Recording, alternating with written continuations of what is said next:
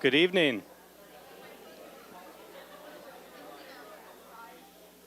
Good evening, ladies and gentlemen. It's lovely to see such a full auditorium. I'd like to welcome you this evening. My name is Michael Pardalis. I am the Chief Learning Officer here at St. Joseph's College, and it is my sincere pleasure to welcome all of you, our faculty, our staff, our students, our friends of the college and community members who we are thrilled to have with us tonight. This is the first of our cultural affairs programming for this season, and we're very excited to have the featured speaker for tonight. You know, I came here from Canisius College in Buffalo, and just about an hour south of Buffalo, there is a wonderful institute called the Chautauqua Institute, which is a nationally known institute for learning and scholarship and many things. And it's interesting because there's a lot of similarities between this area of Maine and the college and its proximity to the lake that there is to the Chautauqua Institute in Western New York. And it strikes me that I hope that programming like this becomes something of a regular feature, because the Chautauqua Institute is known nationally as a place where people go to engage in learning, engage in important thinking, and to witness and be entertained and be taught and engage with ideas and experiences that are unlike happen in any other place. And I think that hopefully that's what we can build here at St. Joe's, is a series of learning and engaging experiences that develop that same kind of thing. Just something that occurs to me coming from a little different part of the country. I'm happy to have you here, and at the moment I'd like to introduce Michael Connolly, who is the chair of the Cultural Affairs Committee, who will introduce our speaker. Thank you.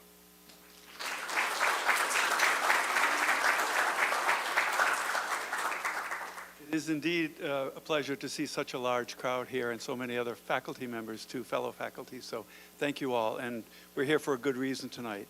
I'd like to start off by thanking both Michael Pardalis, the Chief Learning Officer, and President Jim DeLugos.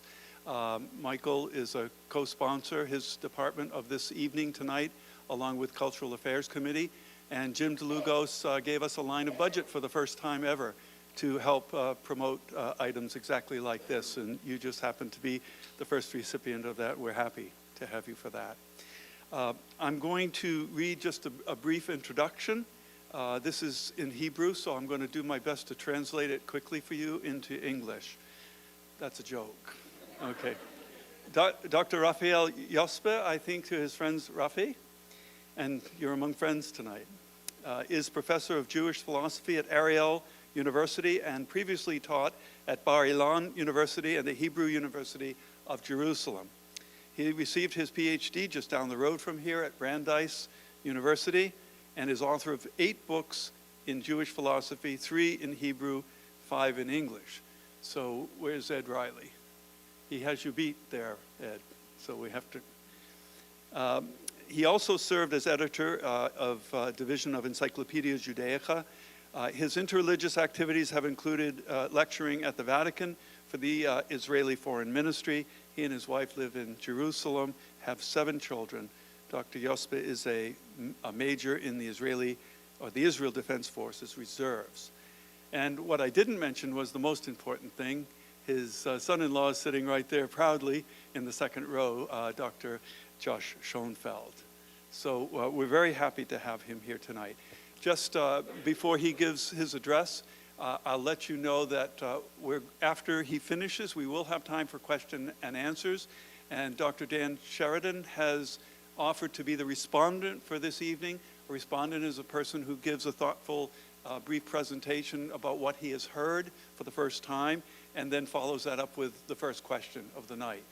After Dan Sheridan's question, it's open to the public, and we have Kyle Hall, who will grab this mic and take it up to anybody who has a question. The reason for that is that the night's presentation is being taped and filmed, and this is the only way to get the question and the answer together. So please, if you see Kyle waving his hand, he'll come to you. Finally, there will be refreshments afterwards on the foyer on the second floor. So welcome all, and especially welcome to our featured guest tonight.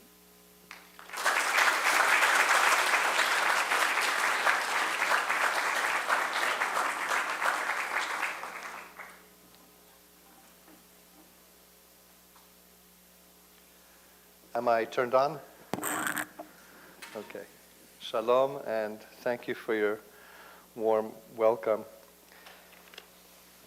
In the interest of what I think Americans call full disclosure, or perhaps in a Catholic college would be called mea culpa, I'd like to start off by simply saying that this is a topic, of course, which, while academic, has obvious political ramifications, and there's no clear dividing line, and that I am not objective. I do try to be fair, but I'm not objective. It is no secret that I'm a Jew. I'm Israeli. I am a Zionist. I'm an officer in the army, and so I'm not giving you a detached, neutral perspective of something that is far away from me. I live in Jerusalem, but I do try to be fair. Jerusalem, the name supposedly means the city of peace, but as you know, Jerusalem is unfortunately rarely a city of peace. It's the most contentious of all the issues between Jews and Arabs, Israelis and Palestinians, precisely because it's the most passionate of these issues. In recent years, with terror, Jerusalem has suffered from something like 60% of all the terror attacks in our country. And my field is Jewish philosophy, and I think that there's a logical problem that people think that if I love Jerusalem, you cannot. If I want Jerusalem, you cannot, which to my way of thinking is similar to saying that if I like chocolate ice cream, you can't. And so, as a Jew, as an Israeli, as a Zionist, as a resident of Jerusalem, I maintain two positions which I claim are not mutually exclusive.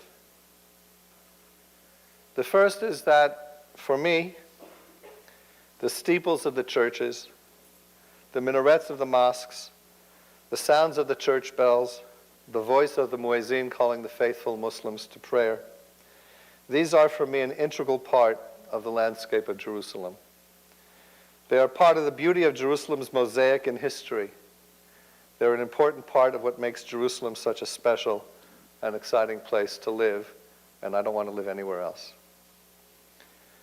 And I respect these, and Israeli policy since the unification of the city in 1967 after the Six-Day War protects the rights of the Christians and Muslims despite the conflict. That's on the one hand. On the other hand, I maintain a position, and again I'm claiming that these two positions are not mutually exclusive, that the Jewish, Christian, and Islamic claims to Jerusalem are not symmetrical and cannot be equated.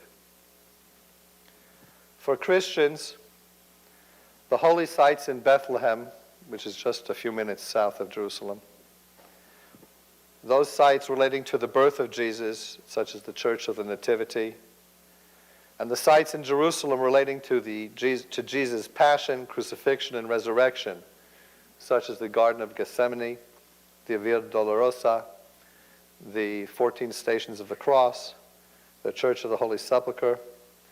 These are vital physical links with the divine and traditional sites of pilgrimage and worship. And they're sources of spiritual and artistic inspiration in literature, art, and music. You cannot know Western art and Western music without Jerusalem coming in with a certain amount of frequency.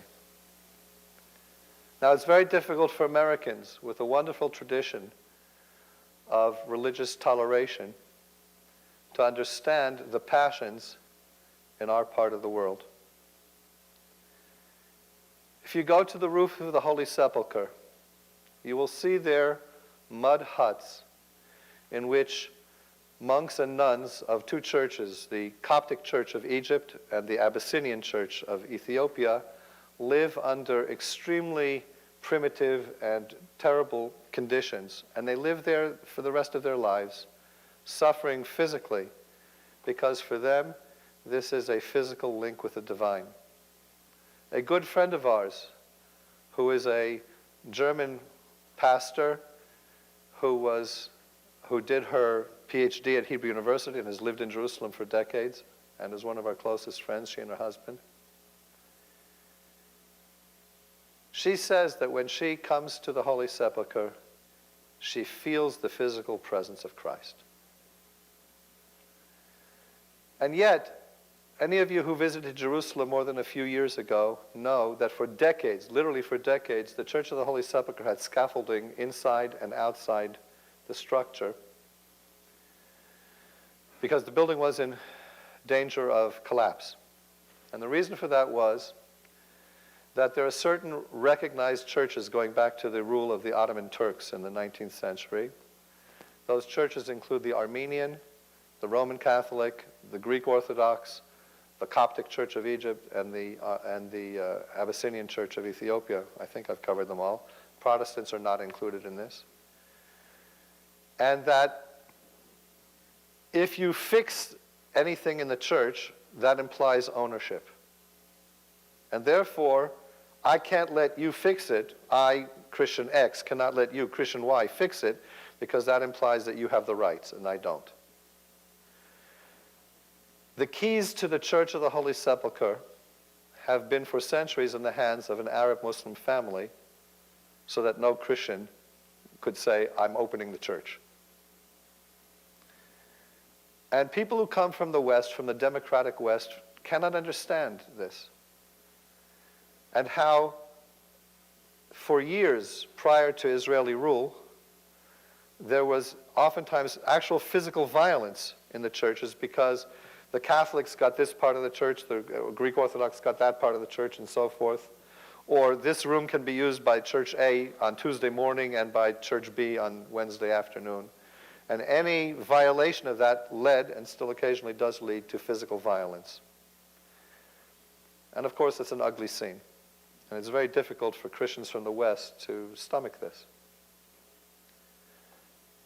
But what the Christians in the West don't understand all too often is the deep attachment and the passions that these people feel, literally a physical link with the divine.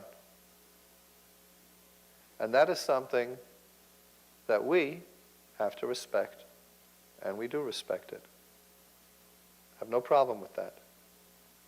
They are entitled to their religious beliefs about these sites that are sacred to them because of events in the life and death of Jesus. In the case of the Muslims, Jerusalem is called El-Quds, which is cognate with the Hebrew word kadosh, the holy, from the term in Arabic Beit al-Muqaddis or Beit al-Maqdis, from the Hebrew Beit HaMikdash, the temple, the holy house. It is the third holiest city in Islam after Mecca and Medina. And initially Muhammad instituted Jerusalem as the Qibla, the direction of prayer, which only was later changed to Mecca in the Arabian Peninsula, what is today Saudi Arabia. The site of the Haram al-Sharif, the noble compound, what we Jews refer to as the Temple Mount, which contains on it Qubat al-Sakhra, the Dome of the Rock with the golden dome, and the Al-Aqsa Mosque. By the way, the Dome of the Rock was built in 892. It was built 600 years before Columbus sailed. These sites commemorate Muhammad's Isra, his night journey from Mecca to Jerusalem, and his Mi'raj, his miraculous ascension to heaven and back to visit Allah. And on the rock that forms the peak of the mountain over which the Dome of the Rock is built, there's a certain indentation which they say is the footprint of Muhammad as he ascended to heaven. And Jerusalem is therefore the subject of a whole genre of poetry called In Praise of Jerusalem. And so Christians and Muslims have claims to Jerusalem that are religious in nature. Their significance is exclusively spiritual or religious, not national in character. At no time did Jerusalem ever serve as the capital of a Christian empire, such as Rome and Constantinople did. At no time did it form the capital of an Islamic empire, such as Damascus of the Umayyads and Baghdad of the Abbasids, or Cairo of the Fatimids, or in Turkey with the Ottoman Empire. Their claims are religious in nature and relate respectively to sites having to do with events, sacred events in the life respectively of Jesus and Muhammad. Now their claims are legitimate and must be respected, as Israel has since unification in 1967. And by encouraging freedom of access and worship and pilgrimage, as Israel has done since taking control in 1967. The restrictions that are placed on Muslims coming to the Temple Mount or the Haram al-Sharif, to the Al-Aqsa Mosque, have to do with security issues and terror because the sites have been used for inciting the faithful to riots. And so at times, access is restricted to men over a certain age, since the riots tend to be young men, and to women. But that's because of security issues. It has nothing to do with a religious problem. But having said that, these claims are religious in nature, spiritual in nature, and relate to sacred events in the life of Jesus and Muhammad, respectively. In Judaism, there is no dichotomy of religion and nationality, unlike Christianity and Islam. Both Christianity and Islam claim to be universal religions, transcending race, gender, nationality. They are offered to any human being. In the words of Paul, in Christ there is neither Jew nor Gentile, male or female, free man or slave, and so forth.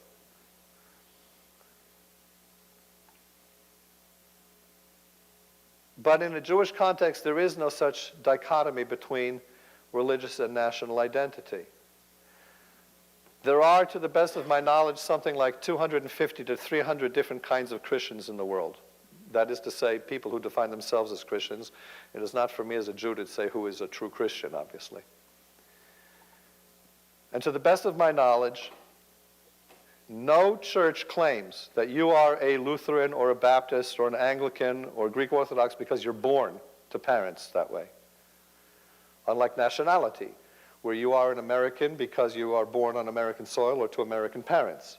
Nationality is a matter of birth. In all the churches, you have to become a Christian, and here now we're going to find differences among the Christians. They all agree that you're not born a Christian, you have to become a Christian. And how is that done? Well, it can be done by baptism. Well, what does baptism mean? Does it mean dunking the whole person, or does it mean just anointing the forehead? Is it done with infants, or is it done at the age of reason? And if it's the age of reason, what is the age of reason? I'm not sure that I've reached the age of reason. Does it mean some kind of an emotional rebirth experience in Christ, or does it mean affirmation of some kind of a formal creed? In which case, which creed? On all of these questions, the churches are divided. But they are in agreement that you cannot be born a Christian, you have to be reborn in some way or another. But in that respect, according to the halakha, Jewish law, a Jew is the child of a Jewish mother. And in that regard, Jewish identity is more analogous to nationality than to religion in the Christian pattern. Now, I don't claim that I am a Jew only because I'm born of a Jewish mother. After all, I identify as such. Nevertheless, that's the foundation of it. You will hear people say that the reason it follows the mother and not the father is because in traditional terms, the father was out working and the mother has much more contact with the children and is the one who more has an influence on the child's development. Well, that's all very nice, but in fact, over the centuries, as thousands or tens of thousands of Jewish women were raped by Romans or by crusaders and so forth, obviously there was no father, and the pregnant women were left, and the child was the child of the mother. Moreover, paternity is your first act of faith, whereas maternity is something that's, which is an obvious fact. You know that this child was born of this woman. She said that so-and-so is the father, okay? But maternity is the basis of Jewish identity in that traditional way. And so in a Jewish context, there is no dichotomy, there is no way to differentiate between one's national and one's religious identity as a Jew. The dichotomy between religion and identity does not start in ancient Asia, and keep in mind that Israel is part of Asia. It's the west coast of the Asian continent. And the dichotomy between religion and nationality really only goes back to 1648, the Treaty of Westphalia, ending the 30 Years' War, when the German princes agreed to separate the issue of German identity from the Catholic versus Protestant warfare. But Judaism is slightly older than that, and it doesn't come from Europe, it comes from Asia.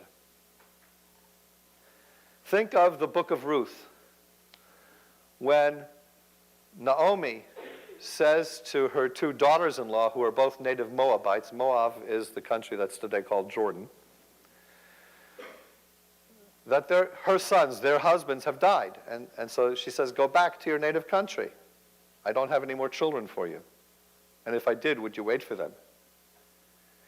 And so Orpah goes back to her native Moab, and Ruth says in those beautiful words, don't ask me to leave you, to turn away from you, for wherever you go, I will go. Wherever you lie down, I will lie down, and so forth. And then she says, Amech ami velohayich Elohai. The term Am can be translated as nation or people. Your nation is my nation, and your God is my God. Now, unless the Bible is lousy literature that's just thrown together like junk reading, the sequence of words is significant. Had Ruth not felt part of the Jewish nation, your nation is my nation, then the God of Israel would not have been her God. And so you cannot differentiate in a Jewish context the religious from the national aspects of Jewish identity.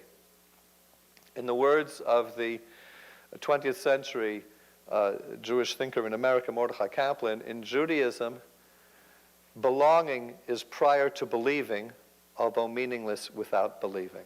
I'll repeat that. In Judaism, belonging is prior to believing, although meaningless without believing.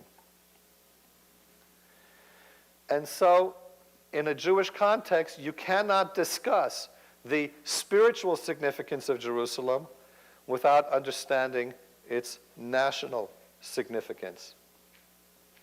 And so, again, I emphasize that in my view, I am not being inconsistent or contradictory by saying, at the one hand, fully respecting and cherishing the Christian and Muslim religious claims, while saying that they are asymmetrical with the Jewish claims, which are not just spiritual, they are, or religious, they are also national. And it is precisely the national significance of Jerusalem in Judaism that gives it its spiritual significance.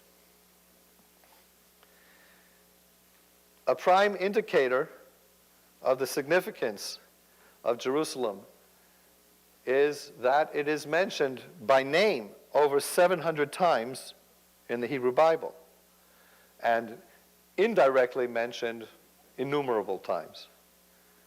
In post-biblical Jewish literature, for example, in the Talmud and in the Midrash, also emphasizes strongly the centrality of Jerusalem. Just to give you a couple of examples. If a husband or wife refuses to make aliyah, to go up, to immigrate to Israel, that is grounds for divorce in Jewish law. There are two versions of the Talmud, one in Babylonia, which at the time was a very large and well-off Jewish community, and in Jerusalem and in the land of Israel. And it's significant that in the Babylonian Talmud we find the statement, better to live in the land of Israel in a city with a non-Jewish majority than to live outside the land of Israel in a city with a Jewish majority. In other words, better to live in Nazareth than to live in Brooklyn, New York. But what gives it all of this significance? You also have to keep in mind that according to Jewish tradition, the Torah contains 613 commandments, although that tradition proceeds by a good 1,000 years any attempt to compile a list of the 613 to enumerate them. And many of these commandments are commandments that can only be fulfilled in the land of Israel and then also in Jerusalem. For example, there are laws relating to the agriculture that has to do, for example, with tithing agricultural products and so forth. I can eat an apple here. There's no requirement that there had been tithing. But in Israel, it's not kosher if there hasn't been tithing. That's only in Israel. All the laws relating to the temple and the cult of the temple can only be done in Jerusalem, although there is no temple at this time. It hasn't been since the year 70. In other words, you actually cannot live a complete Jewish life, no matter how Orthodox or ultra-Orthodox you may be, outside the land of Israel. Because it's only in the land of Israel and only in Jerusalem that certain things that the Torah commands can be fulfilled.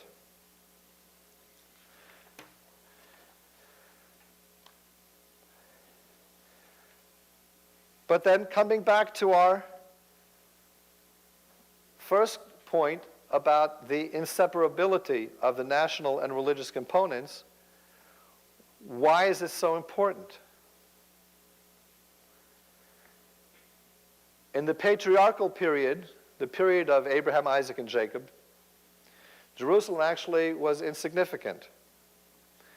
Other Canaanite cities, including Hebron, Beersheba, and Shechem, are much more prominent in the stories of Abraham, Isaac, and Jacob. Later traditions associate Jerusalem with Abraham, who was blessed by Melchizedek, the king of Shalem, and Shalem is understood to be a partial name of Jerusalem, and whose attempted sacrifice of his son Isaac took place on Mount Moriah, which is understood already in the later biblical books as the hill on which Solomon built the temple. However, when the Israelite tribes, after the Exodus, came into the land under Joshua, they were unable to conquer Jerusalem. Jerusalem remained Canaanite. Let me see now if I can get this to work. Here we go. Oftentimes, when you and I read the Bible, we come across lists of names, of places, and of people, and we tend to kind of run through those passages. But actually, if you pay attention to those passages, they provide a wealth of information, because the, the tribal boundaries, when the Israelites came into the land under Joshua, skirted Jerusalem. Jerusalem was not conquered. It remained the city of the Yevusim, the Jebusites, who were one of the 7 Canaanite nations. And so the tribe of Judah, here is Jerusalem. The northern border of Judah skirted around the south of Jerusalem. The southern border of Benjamin skirted around the north of Jerusalem, and Jerusalem was Canaanite. It was Jebusite and not controlled by the Israelites. What then happened was that David was the king of Judah, the southern tribe of Judah, with the capital in Hebron. This is not very clear here, but here we go. Can you? I cannot see this well. Can you see it? Is there a way to make this clear? Well, okay. Okay. In any event, he was king of Judah in Hebron, here, for 7 years before the northern tribes, collectively known as Israel, accepted him as their king. And if you then read in the book of Samuel and in the book of Chronicles, and he David attacks took Jerusalem. now, how do you attack soldiers a city? from the northern How do you tribes, attack and a it city? specifies- There are two ways of conquering a city. One is to bring battering rams and catapults. This is later technology that David didn't have. Or you can besiege a city, but that requires tens of thousands of soldiers, and you have to sit there for 2 or 3 or 4 years while you starve the people out. He also didn't have that.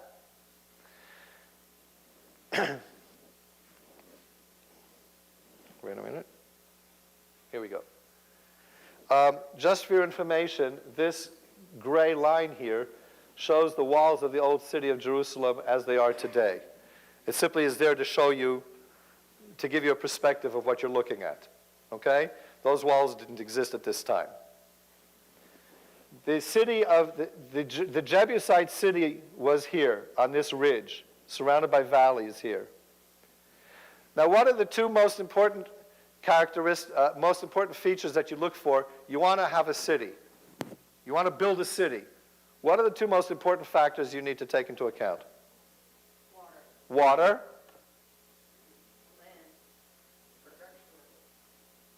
Defense. Okay? For water, you need the low ground, because water, even in our part of the world, flows down. For defense, you need high ground. You've got two opposite principles here.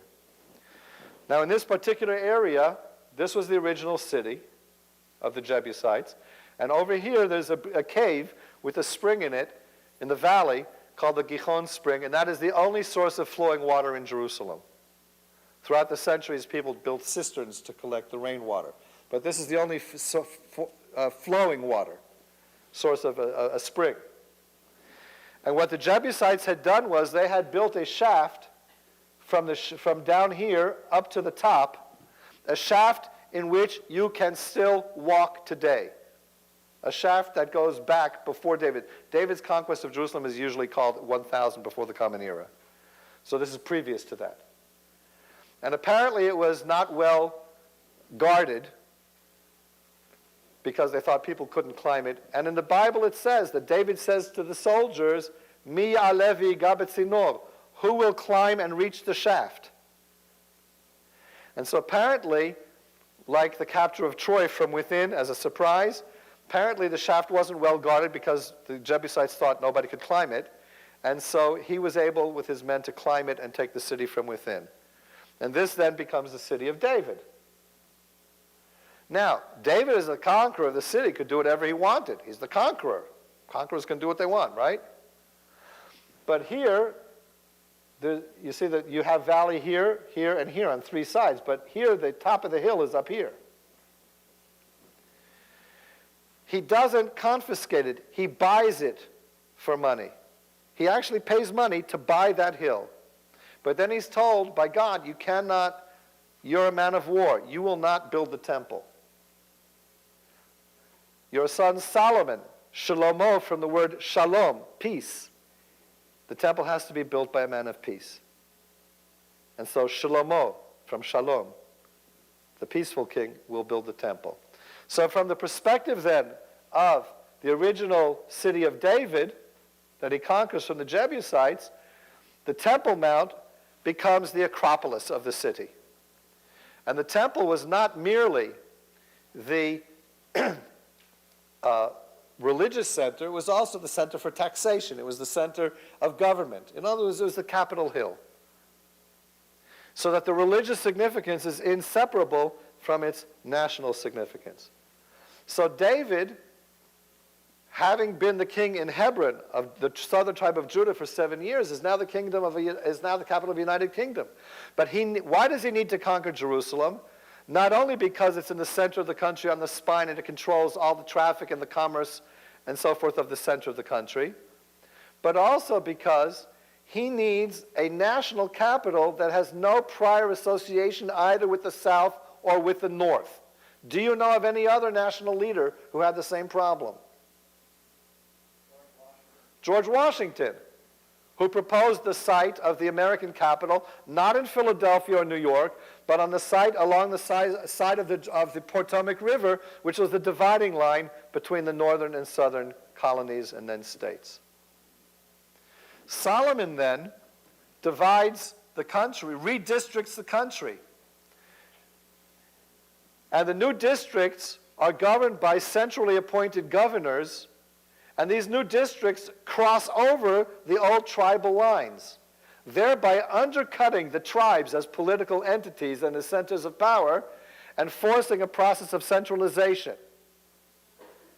This is very similar to what Napoleon did when he redistricted France from the medieval province governed by the barons or whatever they're called, the nobles, and he created the modern département governed by centrally appointed rulers.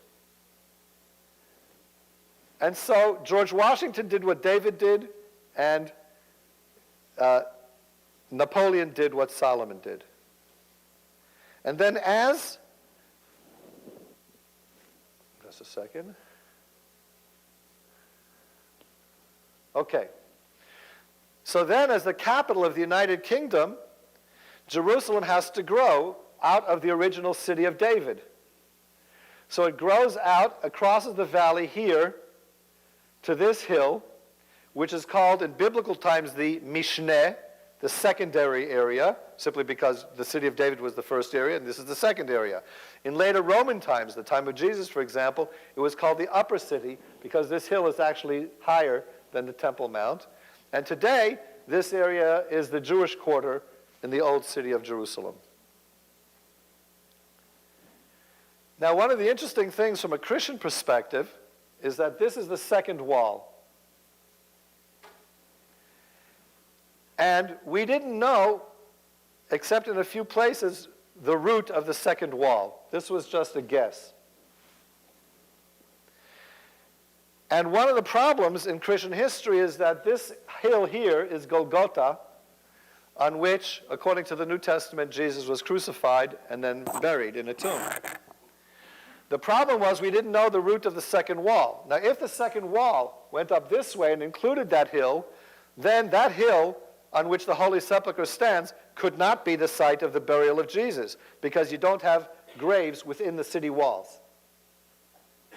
Okay? And that's always been a question. Very, very recently, right next to the Church of the Holy Sepulchre is a Lutheran church, the Erlöserkirche, built by Kaiser Wilhelm in 1898. And in the basement of it, there have been excavations, and it turns out that indeed the second wall does not include the hill, so that the site of the Holy Sepulchre, in fact, was outside the second wall. Just continuing then for one more minute in terms of the direction then, in later times, in Second Temple times, Jerusalem reached its apex of size sometime after Jesus. The crucifixion is usually dated at somewhere between 30 and 35 of the Common Era. Then a few years later, the third wall is built that goes all the way out toward, including what is today the Jewish neighborhood of Mea Shearim, and includes the area right where the American consulate is. In front of the American consulate, there's a booth where the policemen stand to guard the consulate, and right in front of that, there's a ditch which has in it the remnants of the third wall. So Jerusalem reached its apex after Jesus, only to be destroyed a few years later in 70 with the failure of the great Jewish revolt against the Romans of 65 to 70 of the Common Era. Okay, let's come back then to the significance. When the Babylonians destroyed Solomon's temple, the Jews are exiled to Babylonia. You have the author of Psalm 137 saying, "By the rivers of Babylon we sat down and wept as we remembered Zion. And our captors asked of us to sing, saying, "Sing us of the songs of Zion." But how can we sing the Lord's song on foreign soil? And we said, why not? Can't you have a synagogue in Maine? And the answer is that, remember, that with the centralization of the country under David and Solomon, you also have a centralization of worship, so that the only temple can be in Jerusalem. And so therefore, we cannot truly worship God outside of Israel, outside of Zion. And then in the words that have become a sort of Jewish pledge of allegiance over the centuries, the psalmist continues in words that are recited to this day as part of the wedding ceremony. If I forget you, Jerusalem, let my right hand become paralyzed. But there's a play on the words because it's usually translated by King James as forget its cunning. In other words, if I forget you, let my right hand forget how to function.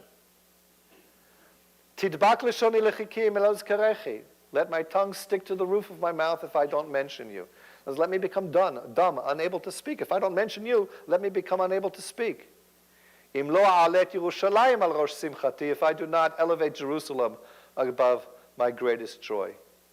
Which is why to this day in Jewish weddings, the time of your greatest joy, you pause, you recite these words, because you have to elevate Jerusalem above your greatest joy, and then the bridegroom breaks a glass, symbolizing the destruction of Jerusalem, and everybody yells, Mazel Tov, and they're married, and everybody's happy.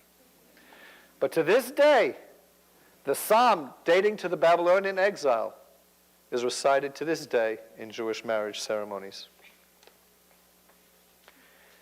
Jewish liturgy to this day is replete with mentions of Jerusalem and the rebuilding of Jerusalem. We don't have the time for me to go through the literally hundreds of passages. I will simply mention to you that, for example, the two most sacred occasions in the Jewish religious year are Yom Kippur, the Day of Atonement, and the Passover evening ceremony called the Seder, on the first evening of Passover. Both of these ceremonies end with the words, Lashana Haba'ah B'Yerushalayim, next year in Jerusalem. On the most sacred occasions, you conclude the ceremonies with saying, next year in Jerusalem. And in Israel, we say, next year in rebuilt Jerusalem. To this day, Jews all over the world face Jerusalem in their prayers, and synagogues are, people think that synagogues face east. No, in this part of the world, synagogues face east. If you're in Persia, synagogue will face west. If you're in Russia, it'll face south, and so forth. You face Jerusalem. And so Jerusalem came progressively to symbolize Jewish identity, Jewish hopes, all the more so when the Jews were exiled from their country. The name Jerusalem is actually a dual form. In Hebrew and in Arabic, you have not only a singular form and a plural form, you also have a dual form. Like Einayim doesn't mean eyes, it means two eyes. And Yerushalayim is in the double form. And that gave rise to a notion that there are really two Jerusalems, the heavenly and ideal Jerusalem, and the earthly and real Jerusalem. And in Christian literature and art, you have the heavenly Jerusalem emphasized. But in a Jewish context, the ideal heavenly Jerusalem can never be realized without the earthly and real Jerusalem. The one gives you a direction and a goal. The other gives you a place to stand to reach that goal.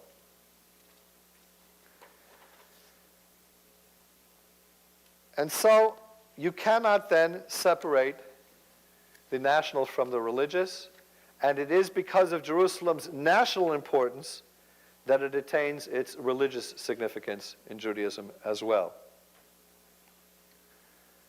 Finally, I would like to simply call your attention to a simple historical fact,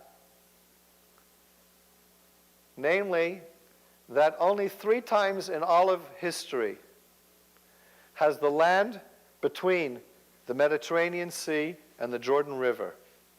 The land that we call Israel, that others call Palestine, that was once called Canaan or Canaan, the Holy Land, whatever name you want to give it. There are only 3 times in history that you've had 4 conditions fulfilled. Number 1, that territory between the Mediterranean and the Jordan River was a separate, integral territory and not simply part of a larger empire to the north or the south. Separate, integral territory. Number 2, that territory had a name of its own. Number 3, that it was governed by its natives. And again, not governed by some foreign imperial force. And number 4, that Jerusalem was its capital. And those 3 times are in the first temple period, the time from David and Solomon until the Babylonian destruction of Jerusalem and the temple in 586 before the Common Era.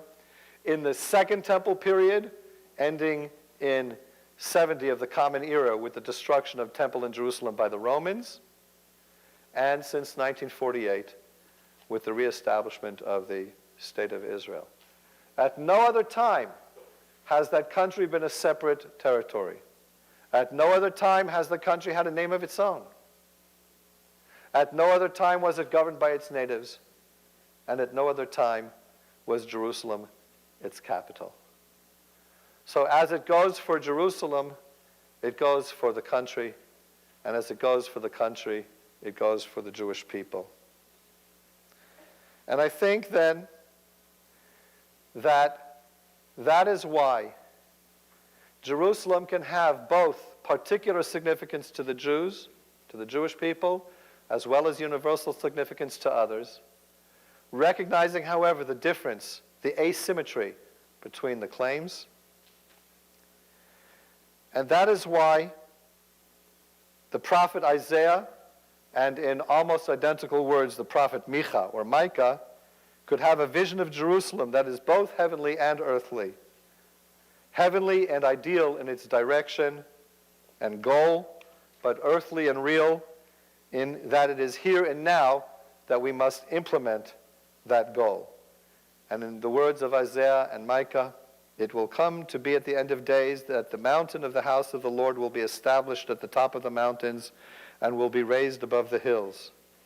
And all nations will flow to it. Many people will go and say, "Come, let us go up to the mountain of the Lord, to the house of the God of Jacob. He will teach us of his ways, and we will walk in his paths. Ki mitzion tetzeh Torah udvar Adonai miYerushalayim." For out of Zion will come the Torah and the word of the Lord from Jerusalem. Thank you very much.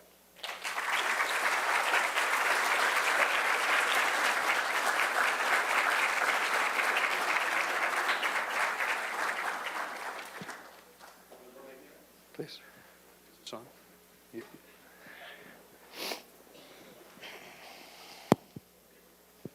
Hello. Thank you for a marvelous presentation. Many of our students here are from our history courses, and I think it's valuable that we have historical insight. I just want to make a few comments and then ask a question. I don't know that very many of us ever reflect on the fact that our college is named after St. Joseph, who comes from Nazareth. And at least in the Catholic tradition, the birth of the church took place perhaps at the death of Jesus, or at the Last Supper on the night before, or at Pentecost 50 days later.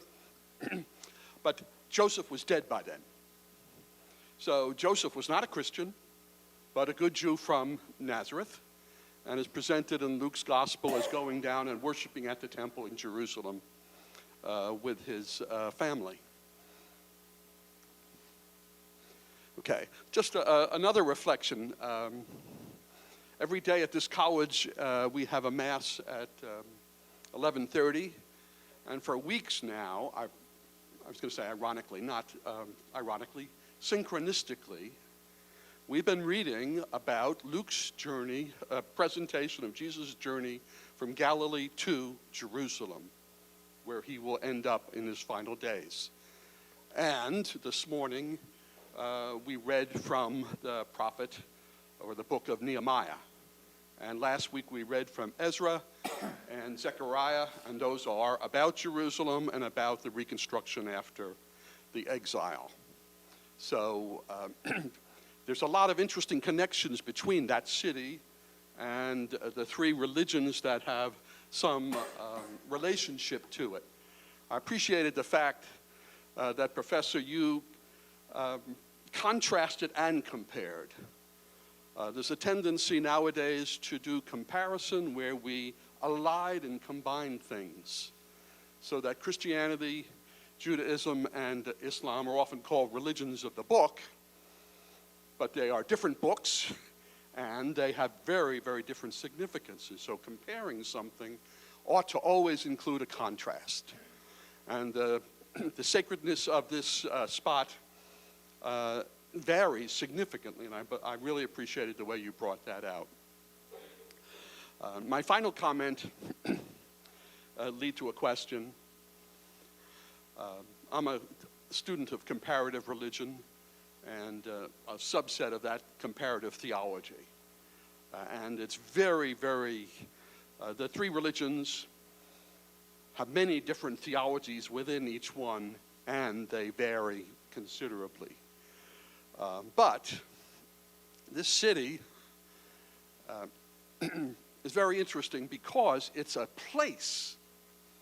When I was in college, I was a philosophy student, a major in philosophy, and I remember a professor in metaphysics saying, the beginning of all philosophy is everyone's got to be somewhere. Now, this is a specific place, not just anywhere, some specific place. And of course, then, it becomes some specific place and time. We nowadays have the space-time continuum idea. You never have space without time. You never have time without space. And this particular spot, outlined right there, has been sacred, unique, ontologically significant, a place where you can meet the divine since Abraham, since David, since Jesus, since Muhammad. A historian, I wonder if Muhammad was ever there, but I wouldn't want to say that too pushily with a Muslim, because they would believe Muhammad had been there. So this sacred spot, we really do need to recognize why it is sacred, why it is sacred to each of the religions in their own unique and special ways. I just mentioned space and time. You concluded your reflection tonight or presentation with next year in Jerusalem. The book of Revelation, the final book of the Christian Bible, the New Testament, concludes with a vision of Jerusalem, a new Jerusalem, picking up themes from Ezekiel and from many, many places in the prophets, anyway, of the Hebrew Scriptures. And interestingly, we see a new Jerusalem, but there's no temple coming. So I was wondering if you might, in that contrastive spirit, say something about contrasting that theme you had picked up about the future and the different ways future interacts with these, at least the two religions we're talking about primarily. So, again, thank you for an excellent presentation.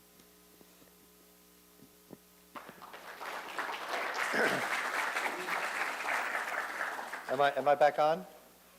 Am I back on? Yeah. Thank you. Okay, the nature of the claims, of course, differ greatly, and there is all too often a tendency in certain circles to say, well, we all really believe the same thing anyway, which is not correct. Not only do Jews, Christians, and Muslims not believe the same thing, but not all Jews believe the same things, not all Christians believe the same things, and not all Muslims believe the same things. And I once asked a friend of mine who's a very prominent professor of Jewish philosophy, I said, do you really think that God wants to hear your prayers? And he says, depends which morning you ask me. And that's a good answer. That's a good answer, because does anybody really believe the same thing at all times without any doubts, no matter what's happened to you, no matter how you're feeling, no matter what's going on in the world? So of course there are major differences. Now the theme of the temple is of course important in a Jewish context, because the traditional Jewish prayers, which the liberal movements have changed to eliminate these things, pray for the restoration of the temple and the sacrificial cult. And the liberal movements, such as the Reform and the Reconstructionists, and to some extent the Conservative, have eliminated those references from the prayers. But I think if you ask quite a few Orthodox Jews, you really want the temple rebuilt? They say, well, it reminds me of Augustine in his Confessions. I can quote Augustine in a Catholic college, can't I? Where, Augustine lived a monogamous life with a woman, his common law wife, or whatever you would want to call her. And he prays to God, give me the strength to send her away, but not yet. Which I think is theologically very peculiar, but humanly most understandable. And I think that probably many Jews feel that way about the temple, and you could certainly say how many Jews really mean it when at Yom Kippur and at the Seder they say next year in Jerusalem. Really? They're packing up their bags? They're selling their homes? They're getting rid of their businesses? So there's a certain level of cognitive dissonance, I think, that's probably a basic feature of human life. My son-in-law Josh is a psychology professor, so he could probably talk about this better than me about cognitive dissonance, but I think that we all live somehow on a certain level of some amount of inconsistency in our ideologies. But clearly the contemporary conflict, for example, which is fundamentally political in nature, it's not a religious conflict per se, it's a national conflict over territory, is complicated by religious involvement, and the more religious involvement, the worse it gets. Because on a pragmatic level, you and I can easily discuss, okay, you take this, I'll take that, and I'll give you an inch over here and you give me an inch over there. But if you're talking about, God gave the whole thing to me and it's all of mine, well, it makes it a little bit more difficult to bargain God's patrimony away, isn't it? But you have to start saying to a lot of the Arab rulers, that's strange. You talk about how important Jerusalem was. Well, prior to 1967, Jerusalem was under Muslim Arab rule. How come you never picked up and went on done a pilgrimage to Jerusalem if it was so important to you? If Jerusalem was so important, how come it was never the capital under Muslim rule? It wasn't the capital of the country under the Ottoman Turks, who were Muslims. It wasn't under the Fatimids, who were under all the various Muslim rules. It was never the center. So to what extent is religion used today by all sides, including mine, as really a cover and an excuse and an exacerbating factor in a situation that's already tragic and complex enough? Anybody with questions, just raise your hand and Kyle will come up to you.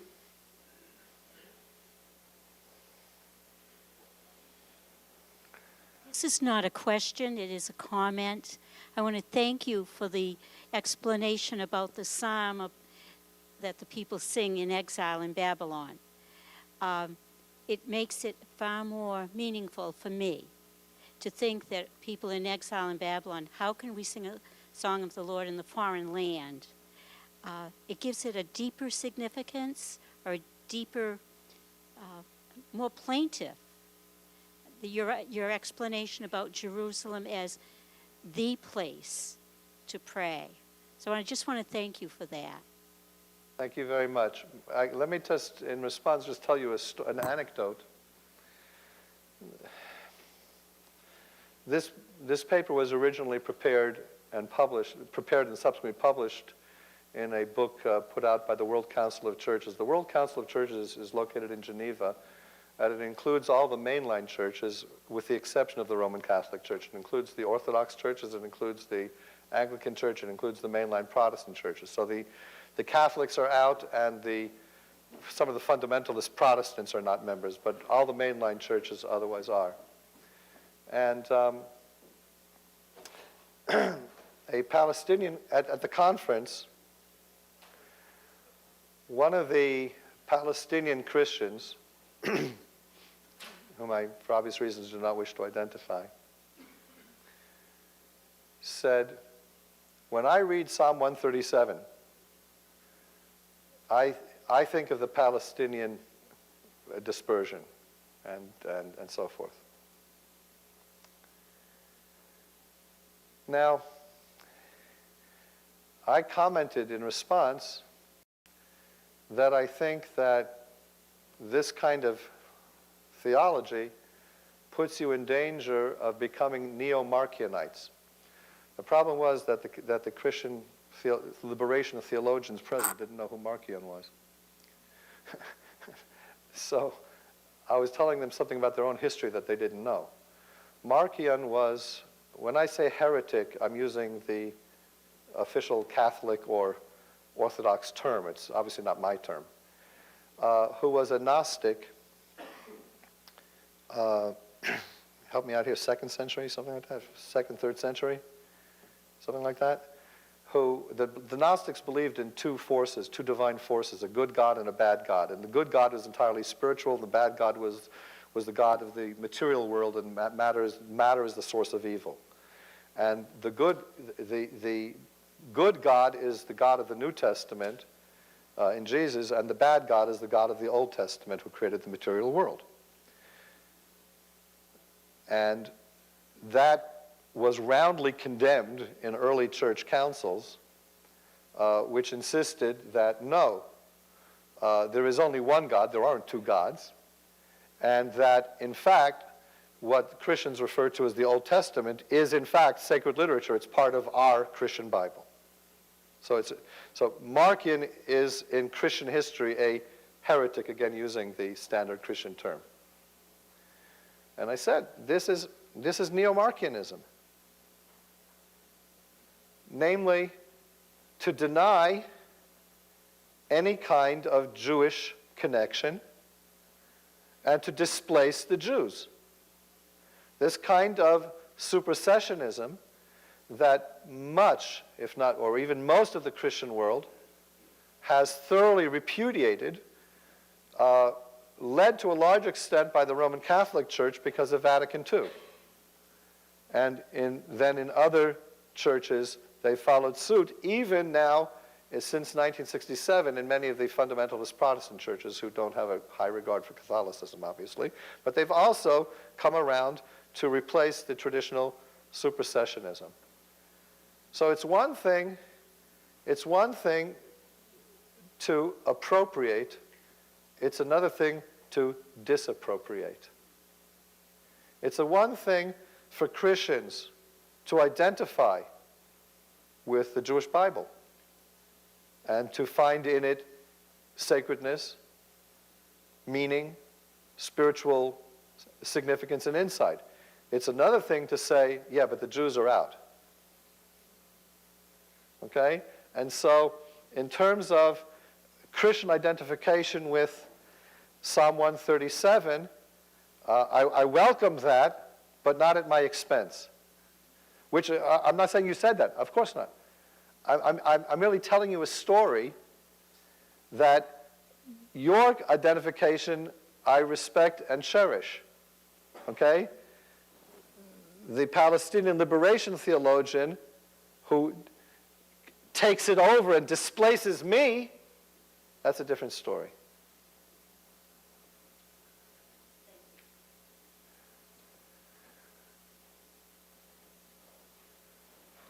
Well, everything was obviously so wonderfully clear that there's nothing left to discuss, or I talked so much over your heads that there's nothing to discuss. You know, I'm sure you have a Christian equivalent to the person who comes up to the rabbi after the Sabbath services and says, "Rabbi, you were so profound, I didn't understand a word you said."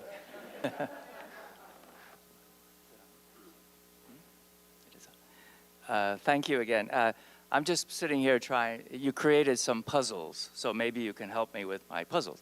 If you pursue the identification of religious and national in Judaism, then I'm puzzled how you have, I'll give you four, how you would have an American Jew as opposed to an Israeli Jew living in America if there's that identification of national and religious. How would Israel today claim to be a democracy since Judaism is not a democracy if there's not a separation between the national and the political and the religious? If you have citizens in Israel today who are Arab or Christian, or wouldn't they always be second-class citizens if the national is Judaism? And finally, how would you have converts to Judaism if it's only by birth? And perhaps it's not only by birth, but if it is, then how would there be conversion to Judaism, as I believe there is? So those are just some of the puzzles I'm trying to work out in my mind. Your points are excellent, and I believe I can answer them, but you may need to help me out by reminding you made several points, so you may need to help me out going over them again. Let's start with the end, okay? Conversion, that's not a problem. My father was a rabbi in Berlin. My parents were born in Germany. The famous picture of Kristallnacht, the light of broken glass on November 9th, 10th, 1938, with a synagogue in Berlin, a big dome with two domes, smaller domes in front, all going up in flames. That was my father's synagogue.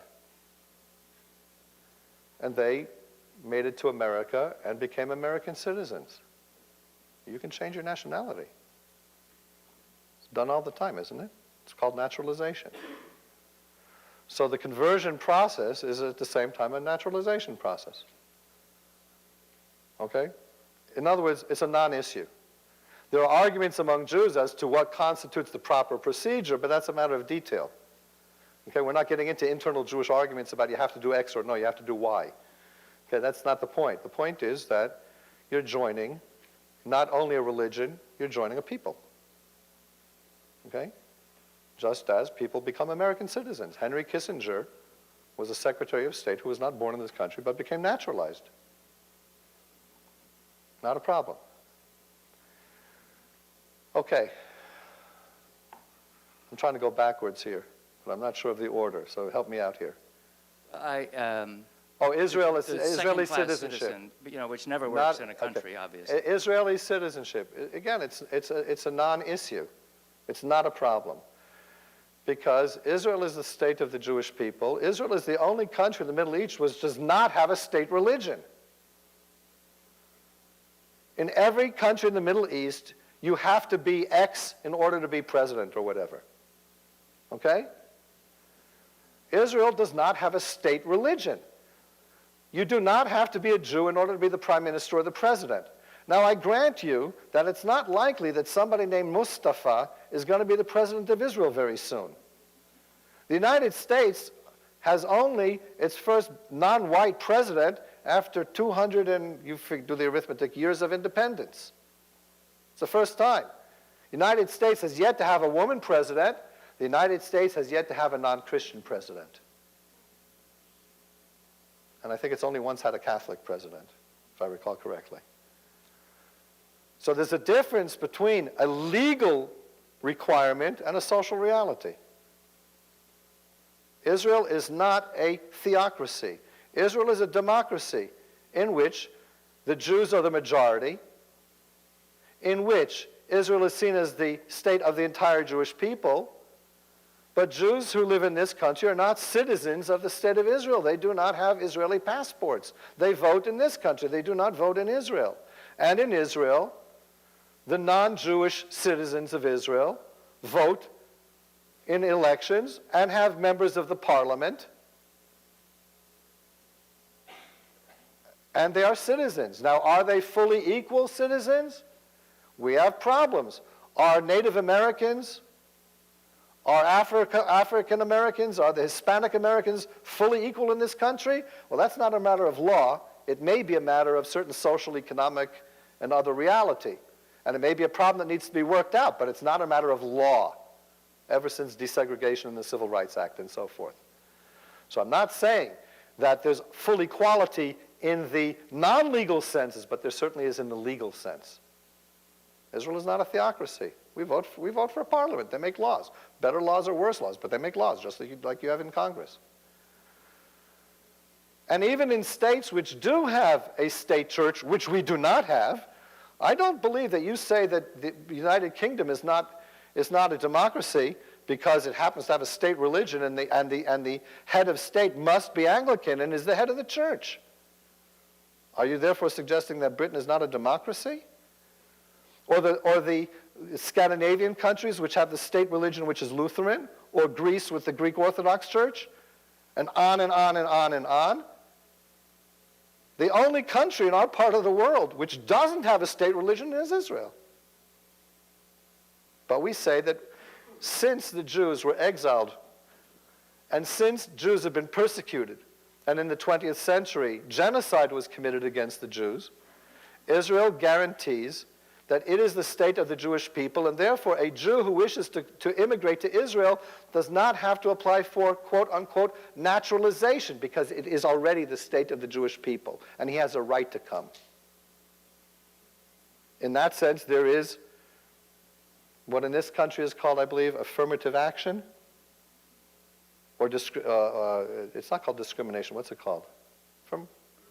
Reverse discrimination, or whatever you want to call it. Okay? So I don't see how that means it's not a democracy. So a Jew in this country has the right to come.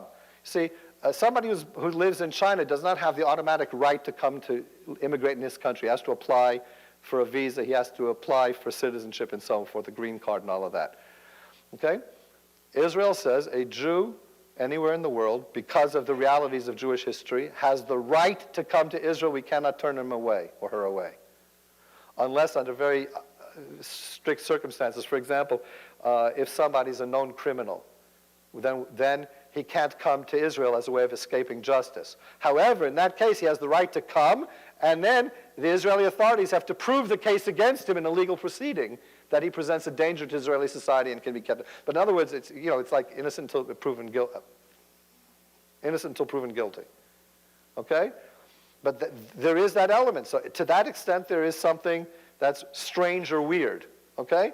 But the American Jew is a citizen of the United States of America. He pays taxes in America. He votes in American elections. He serves in the American military, not in Israel.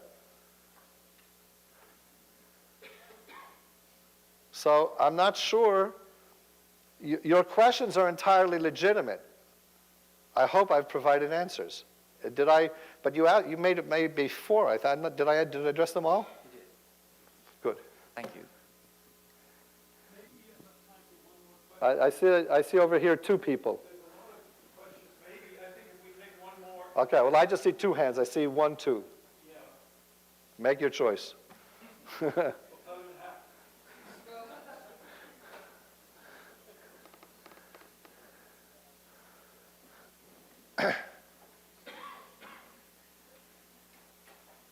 would you say to someone who is very against Judaism? I'm not sure I understand. What do you mean by against Judaism? Or any religion. Some of my best friends. It is precisely because Jewish identity is both national and religious that you have secular Jews. They identify strongly as Zionists, they identify strongly in cultural ways, but they have no particular interest in religion because they don't believe in it. Which maybe sound funny, because I don't know if you can have secular Catholics or secular Greek Orthodox, but you can have secular Jews because there's that national kind of an identity. Okay? So there are lots of Jews who are against religion. Okay? Maybe a majority of the Jews in America are not religious, I think. I just read a study. I think the majority of Jews in America do not regularly practice Jewish religious practice, for example.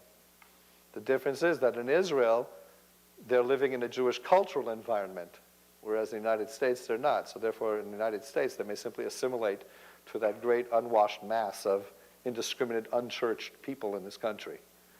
Whereas in Israel, they're part of the unwashed mass of Jews.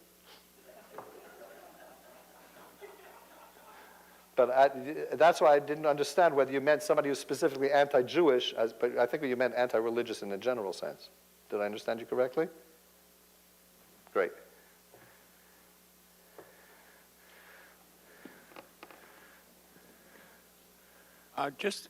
This is really a kind of minor historical question, perhaps, but you did talk about that Gnostic view,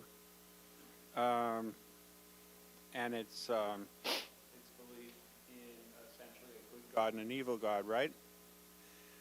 Well, it just struck me that that sounds so much also like Zoroastrianism.